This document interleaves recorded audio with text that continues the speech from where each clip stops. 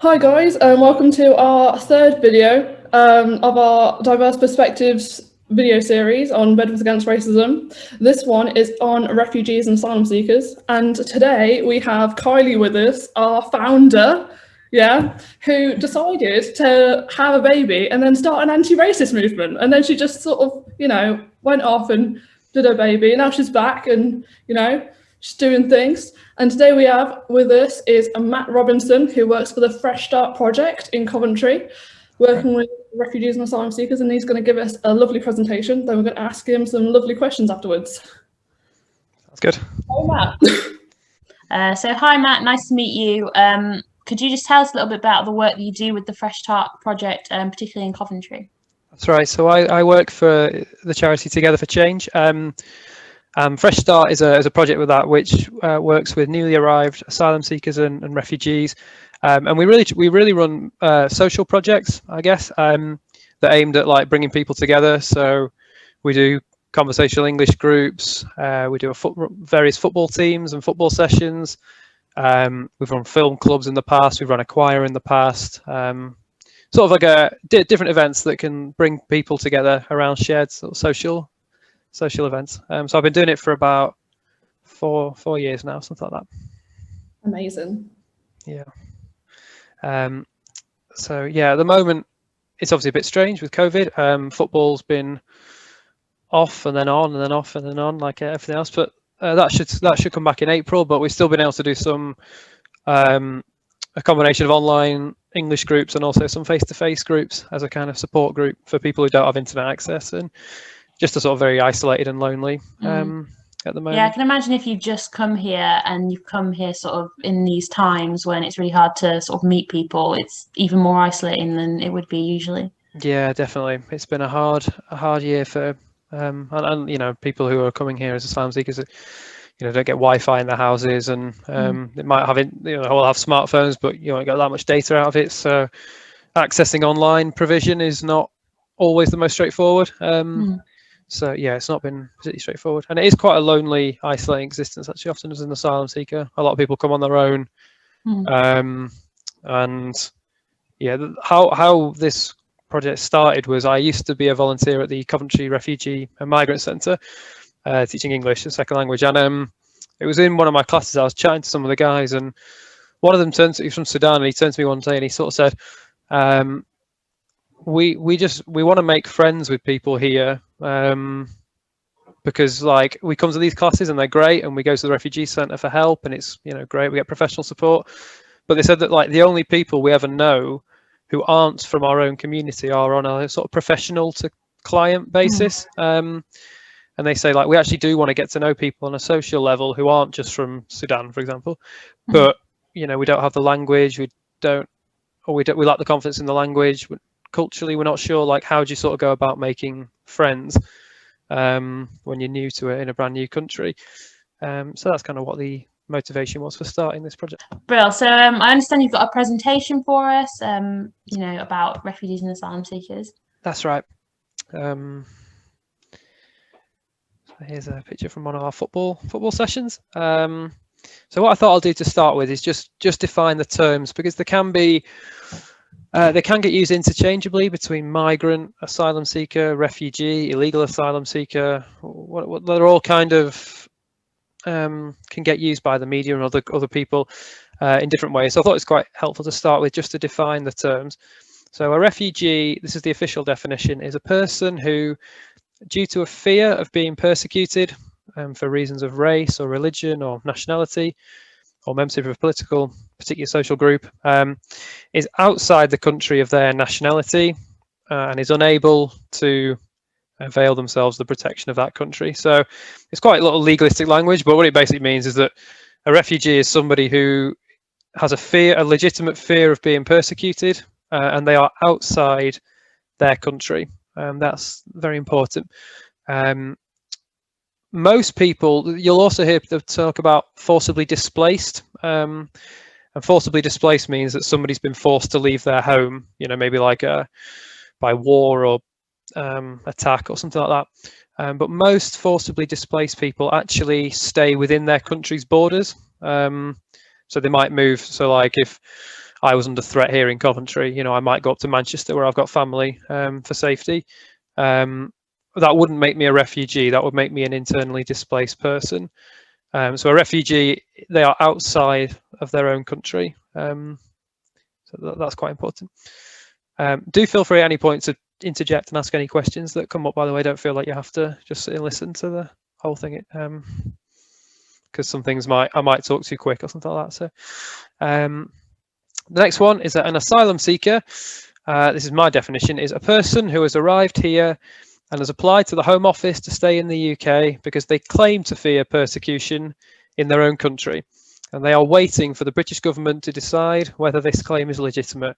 If so, they will be granted leave to remain and become classed as refugees. Okay, so asylum seekers, again, the key things is that they say that they will be persecuted, but they are waiting for a decision from the Home Office. So most refugees in the UK were asylum seekers at some point. They came here as asylum seekers. They said, we will be persecuted. The Home Office decided their case, said, yeah, okay, we agree. We think you would be persecuted if you went home. And then that they become classed as refugees. So that's an asylum seeker. An internally displaced person is someone who's forced to flee their home, but who remain within their country's borders. So that's what I mentioned earlier. Most people who are forced to flee their homes around the world actually stay internally displaced. And a migrant is somebody who moves either temporarily or permanently from one place to another. So I guess technically I am a migrant. I've moved from the north of England to the Midlands, maybe potentially permanently. So yeah, anybody who moves is classed as a migrant. So refugees would be migrants, asylum seekers are migrants, but also I'm a migrant. So migrant is quite a broad term. So we got some facts and figures. So this was in about November, December last year.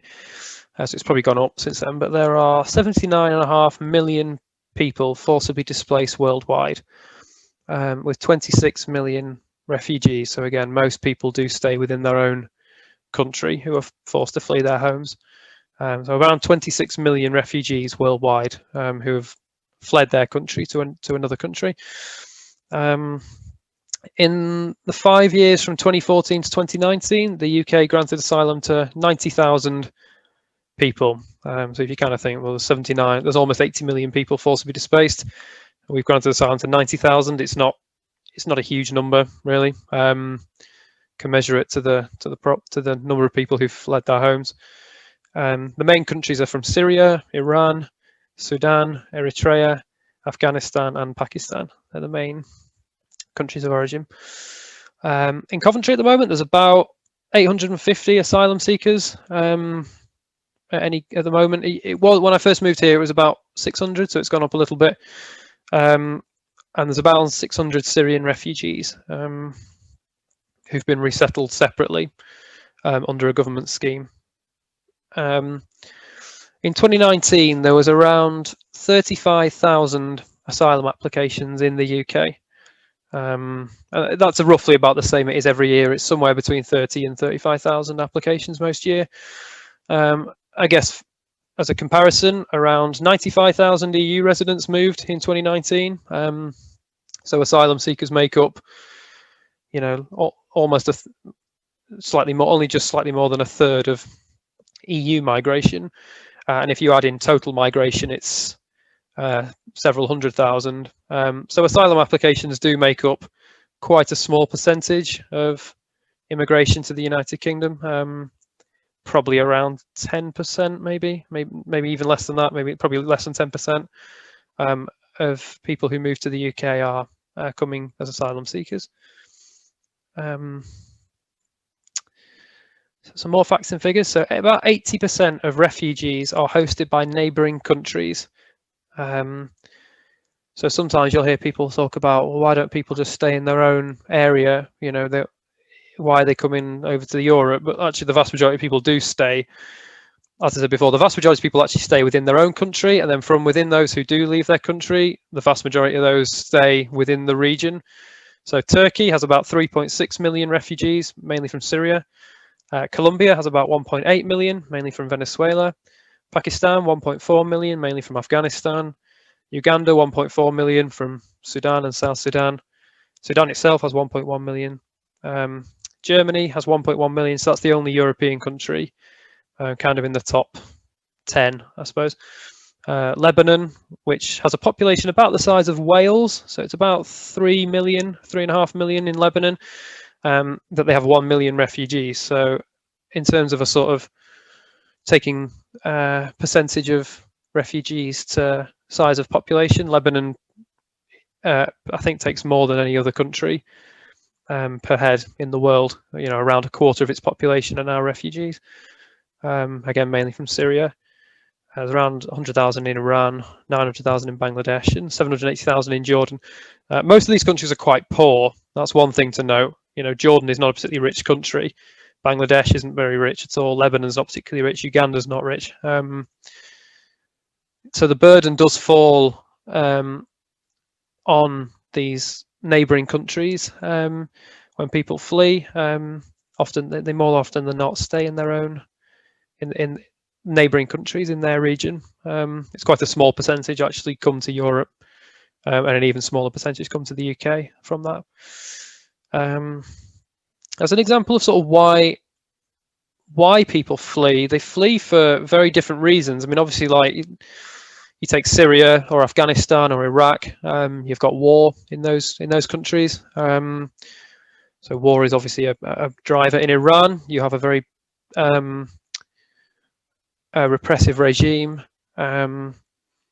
which, if you get on the wrong side of, you're almost certainly facing lifetime imprisonment or quite possibly execution for opposition to the regime. So I guess political reasons are a key driver of refugees. It's not just war, but being on the wrong side of the government. Sudan is another one. I work with a lot of guys from Sudan, and basically the government in Khartoum was historically from one tribe, and they have sought to sort of use the government, use the apparatus of state to persecute the other tribes, for their own selfish gain. They became rich off the back of it. So if you're from the wrong tribe in Sudan, then there's a chance that the government will attack you or try and force you from your home to steal your land and give it to other members of their own tribe. So you've got things like that. One major challenge is that, so Libya during the Gaddafi era, there was a lot of oil, there was a lot of money, a lot of jobs flowing in. So an estimated 3 million migrants moved to Libya, mainly from sub-Saharan Africa, from Sudan and Uganda and other places like that, for jobs, for work, because they could get good money working in Libya.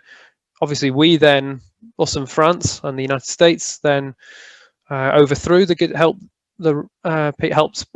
Gaddafi regime. Now, whether that was right or wrong, I don't know. But what I do know is that now Libya is a war zone and has been for the last decade. And a lot of these migrants, these 3 million migrants, have ended up becoming refugees effectively. They went there for work. I know quite a few guys who went to Libya for work. The war started. They've been stuck. They got stuck. They can't get home. And now they're stuck in a war zone where the only route out is to go across the Mediterranean to Europe, because the way back home south is blocked. So these were people who were economic migrants who have subsequently become refugees. And just a quote here from the Refugee Council, that refugees don't place their lives in smugglers' hands because they want to. They do it because they have no other choice. And that's something I'm going to touch on a little bit later. But there are alternative routes to sort of crossing the Mediterranean, crossing the Channel, and coming to Europe, coming to the UK. If you sit in a refugee camp in Uganda, for example, Britain does take some refugees from those camps, but it's a very, very, very small percentage, a few hundred a year. Maybe if you're we take a few more Syrians, but again, they're not commensurate to the number of people who've been forced to leave their homes. It barely scratches the surface. How many? I think in 10 years, the UK has only resettled about 25,000 people or something like that, so 2,500 a year, which when you think there's 80 million people worldwide displaced, 2,500 a year is well, it's nothing. So kind of people are sort of forced into placing their lives in smugglers' hands because they just don't have any other routes. They might get stuck in a particular country and the only option they've got is to pay smugglers because they've got no other choice. I suppose you just touched upon waiting in sort of camps and things like that. Would you be able to tell us about what the sort of conditions are like in those camps? Because I know people hear a lot about sort of ones like across the channel and things like that, but I know there are ones all over the world. What are they like to live in? Yeah, I think it varies from country to country, but I mean generally they're fairly basic. They're just sort of tents. I mean they're only really set up as temporary. Supposed to be temporary really, and then in theory people are supposed to go back home when it's safe. But take Syria for example. I mean Syria's been at war for over a decade now, so people may have fled Syria in 2011 when it really started breaking out, and the camps were set up as an emergency provision in Lebanon and Jordan. But it's been 10 years now of living in a tent, with I don't know what sort of levels of running water they've got. I guess depends from camp to camp, but they're only supposed to be very temporary structures. They're not supposed to become permanent. So there's not a huge amount in the way of amenities and schooling and so they're not. I don't think they're particularly pleasant places to be. So. Claiming asylum is a right for all who enter the UK. So to say that somebody is an illegal asylum seeker is actually, it's just inaccurate. You can't actually describe somebody like that. You can talk about maybe illegal migration, but illegal asylum seeker is wrong, and you do hear that sort of terminology used sometimes. But you have the right, if you come to the UK, you have the right to claim asylum. The process is quite a long one. It is that when you arrive here, you claim asylum. So maybe if you arrive at a port or on the back of a lorry, then you'll present yourself to a police officer, I guess, and say, okay, I want to claim asylum here in the UK. You'll then get sent to generally Croydon, which is the Home Office's main base. They'll do a little screening interview where they'll take your fingerprints, they'll take your name, your date of birth, a few quite basic facts. And then you're dispersed. So you get sent from Croydon to various parts of the UK. So Coventry is a dispersal area. Birmingham is, Manchester is, Leeds. Most major cities are dispersal areas. And when you're there, you get a room in a house. Normally, sort of like student houses, I guess, multiple occupant houses. With 4 or 5 people in. So you get a room in a house, and then you have to just wait. And eventually you will get your substantive interview when the Home Office will, which lasts several hours. They will interview you. They'll ask you loads of questions about your background, why you came here, what happened in your own country. It goes on for several hours, and then after that, again down the line, you will get a decision whether they think, okay, yeah, you're telling the truth, and we think you will be persecuted, and we'll give you asylum, or no, we think you're lying, and we'll reject it. It's a very long process with lots and lots and lots of waiting. The Home Office say that they aim to hear their aim is to hear all cases within 6 months of application. I have met 2 people in 5 years that I've been doing this sort of work who have had a decision within 6 months. I've probably worked with 1,500 people, I would imagine, and I know 2 who've had a decision within 6 months. So when the Home Office talk about the 6 month deadline, it's a nonsense, basically. It doesn't really happen. I don't know if I can scroll. So there we go. So here is share of asylum seekers receiving a decision within 6 months. So you can see in 2014, 87% within 6 months. Very good. And then it kind of dropped and dropped and dropped, and then plummeted in 2018, so that now 20% of people receive a decision within 6 months. Most wait a lot longer than that. Most people are here for a good year until they get a decision on their asylum claim. but unfortunately the system is still set up that it's aiming for 6 months. So you're not allowed to work as an asylum seeker. That's something very important. You're not allowed to work. You can't claim benefits. You get about 38 or 39 pounds a week to live on, and a room in a house, and that's it. And people can be in that state for several months, if not years. The majority of asylum seekers are young men. Probably around 60% of people claiming asylum are men under the age of 35, I would imagine. And they usually come on their own. And this is normally because two reasons, really. Well, the journey is very dangerous. If you've got to try and cross the Mediterranean, then cross Europe, and then cross the Channel, it's a very dangerous journey in the hands of smugglers. So people don't particularly want to put their family through it if they can avoid it. Equally, sometimes people ask, why is it always men? I think it's mainly because in a lot of countries, men are seen as the threat. Women aren't particularly. You take a country like Sudan. It's an Islamic country. Women aren't particularly seen as going to be a major threat to the regime, whereas young men will be. If you get a large group of young men together, that would be seen as more of a threat to stability and whatnot than women. So I think that's why you get a lot more men coming. I think it's twofold. One, the journey's dangerous, but B, it seems to be that generally men are seen as a bigger threat, so are more likely to be persecuted than. That's not to say that women aren't persecuted. So in a lot of cases they are, but that's just my understanding of a lot of countries, is that they would target the men first, probably, before they target the whole family, I suppose. So yeah, they're not allowed to. Asylum seekers can't work. £39 a week they get to live on. If their claim is accepted, they have 28 days until their support is stopped. And in that time, you have to try and get a national insurance number. You have to try and apply for benefits and find a house. So actually, many people actually become homeless during this period, because if I was turfed out of my house and I was told I had 28 days to find a house, that would not. I could probably do it, but it would be quite challenging. If I had to do that in a country where I didn't speak the language particularly well, that would be a bigger challenge. If I did it in a country where I don't have any money, I don't have a job, I don't have a national insurance number, I'm not able to claim any benefits yet, I haven't got a bank account, and I've got to try and find a house, it's basically impossible to do so. So quite a few charities in Coventry actually have done a good work of housing people in sort of halfway houses. Because once you've got everything set up, you can claim benefits and you can start working, but it's a kind of chicken and egg thing that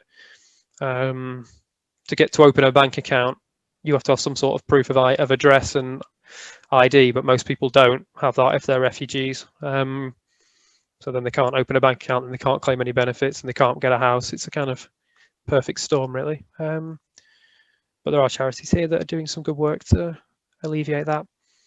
Around 65% of people are refused asylum initially.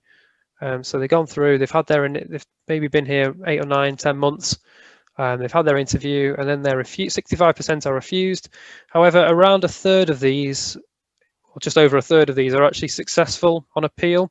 So if you're refused asylum, you have the right to appeal the decision, and it's not the Home Office that hear it, but it's a court. So you go to a tribunal with a judge, and it's actually gone up from this. It's now about 40%. Around 40% of the time, the judge decides, no, we think the Home Office have got this wrong. We think that you do have legitimate grounds to fear persecution. So I always think it's quite a high percentage of decisions that the Home Office get wrong. It's quite worrying, actually. Yeah. Like, on one hand, it's good that their appeals are they go through, but then it clearly shows there's something fundamentally wrong with the process if they're making so many wrong decisions. Oh, I think so. Yeah. And I think my understanding is that from reading whistleblowers and ex-Home Office workers, that they're just stretched beyond the limit, really, in terms of the number of cases. You're waiting more than 6 months. Like I said, it's more like 12, 18 months, but you can't bring your family over until you can't begin the process bring your family over until you've got a positive decision. You know, I know guys who haven't seen their family for 5 or 6 years, maybe. I know one guy. It's terrible, really. He's never seen his son. So obviously his wife got pregnant, and then he had to flee his country. And this was about 5 years ago, I guess, and he was in the system for about 2.5, 3 years until he eventually got his decision. And now he's going through another system to try and bring his family over. But yeah, his son's 5.5 years old now. He's never seen him. He's never held him. He's obviously seen him on WhatsApp and whatnot. But yeah, it's very, very difficult. And just the uncertainty in this time, and there's nothing, you can't do anything apart from charities like ourselves and Carriers of Hope and a few others. You know, for the first 6 months that you're here, there's basically nothing. You're just supposed to sit at home and wait. And even after 6 months, even when you can start going to college, great, but you're probably not going to be guaranteed a college spot until probably the following September. So it's you're not allowed to work. It's a very difficult time for a lot of people who've already been through an awful lot. Yeah, it just seems like the system's a bit rigged against them. Yeah, well, Theresa May, as Home Secretary, wanted to make the position they said was they wanted a hostile environment to immigration in the UK, or illegal immigration. I can't remember exactly, but hostile environment is the term used to define these set of policies, and I think it's quite an accurate term, really. It's not a very nice term, but that is what the Home Office the government have set out, is what they want to do, make it a hostile environment, and they've done that fairly successfully, I would say. And this is to deter people from wanting to come to the UK? Yeah, predominantly, yeah. Yeah, they want to deter people to come to the UK. But the vast majority of people who seek to come to the UK don't come because they think that the UK has a warm and open system, and they're not deterred by the fact that it has quite a strict system. They come because they've got family here. They come because they can speak English. It might be an ex-British colony, perhaps, where English is taught in schools. If you were forced to flee your home, if I was forced to flee my home and I had family in Austria and I got to France, even if France was safe, if I had the outside chance of getting to Austria to be with my brother, I would do it. You know, I wouldn't even be a consideration, even though I could see here, okay, I'm safe in France. I don't need for my own safety to move from here. But I have a brother in France. I have family in France. In Austria, I'm going to go to Austria. Likewise, if I spoke German and I was in France, the chance of me actually being able to make a new life for myself is a lot higher if I go to Germany or Austria than it is to stay in France. So the likelihood is I'm going to try and go to those countries. So they're the kind of main reasons why people come to the UK. Family is the number one reason, I would say. English language would be the second, I would imagine. Yeah, beyond that, kind of work and whatnot, it doesn't really count so much. I think you've touched on something really important there, because one of the things I see a lot is sort of, oh, well, to get to the UK, you have to pass through so many safe countries. Why don't they just stay in a safe country? And I think, we're in a position where we are an island. And if you want to sort of use that line of argument, then you're basically saying, because we're an island, we shouldn't take any refugees, because to get here, by the nature of where we are geographically, you have to pass through other countries. But like you said, there are really valid reasons why people choose to come here, and we don't actually take as many asylum seekers and refugees as people think that we do. No, and I think I don't know how well you can see this graph. Well, this is the number of asylum applications per country in 2019 in the EU or in Europe. So Germany, you can see, is first. Then it's France. Around 150,000 people went to France to seek asylum. Spain, obviously it's near North Africa, about 110, 120,000. Greece is one of the nearest countries when people cross the Mediterranean. 80,000. Then it's the UK, around 35,000, and Italy's roughly the same. So actually, when people say, "Oh, why are so many people coming here? Why don't they stay in France?" Well, actually, the figures suggest that the vast majority do stay in France. In fact, more than that, stay in Greece or Spain. So those who come to the UK, a lot of people do get to Europe and think, "Okay, I'm safe now," and stay in those countries. So those who want to come to the UK, yeah, they're coming for different reasons, like family predominantly. And then if you look at the number of asylum applications per 1,000 population, so but Cyprus is obviously quite a small country. They are way out in front, and then it's Malta, and then it's Greece, Luxembourg. The UK is all the way down here. So in terms of the number of people coming to the UK, as a proportion of the size of our country and whatnot, it's very, very, very small. It's one of the smallest in Europe. And yeah, most people will choose to stay in other countries before they come here. Those who come here come for generally very valid reasons, and the reason is I've never come across anybody who's come because the benefits system in the UK is better than it is in France, for example. I don't think there's actually, I don't know what the differences are. I don't think many people know that sort of thing. I don't think many people care particularly. They come because they want to see their family. They come because they speak English. Yeah. So do you have any tips on welcoming refugees as individuals to our towns? I know you particularly work in Coventry. Yeah. I mean, I would say that the number one thing is, it sounds a bit, but it is obviously just to be friendly and not be afraid to give it a go. There are language barriers and challenges with that, but actually, I always come back to what my Sudanese friend, who kind of inspired me to start all this, said.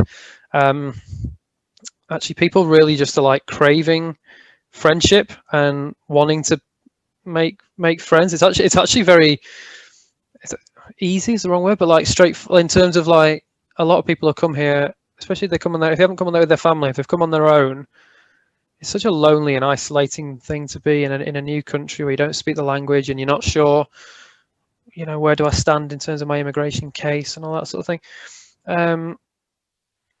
And often people, one thing my friend said was, he was like, selfishly, it'll really help me if we were to meet up away from the classroom, because it'll actually help with my English. It's all very well learning it in college or learning it in your classes, but actually I then go home and just speak Arabic. So it's very difficult for me to ever improve my English to the sort of level, whereas actually, so people are really keen to improve their English, to make friends, so yeah, kind of don't always have to overthink it and just sort of go for it. Yeah. Well, and sort of, what would you say the people that you work with, what are their sort of, what do they need at the moment? What are their greatest needs, and how can we, because obviously you work with it as your job, which sounds like an amazing job, but what can we do almost as volunteers, like to help? Honestly, befriending is probably one of the key things. If you can find a way to, and whether it's probably, we do sort of befriending for our charity and stuff like that. I think that's fairly key. If you can just have, I think it just makes a huge difference if somebody has somebody they can turn to, especially when it gets to issues with the system and stuff like that. Somebody is limited, a bit more limited English.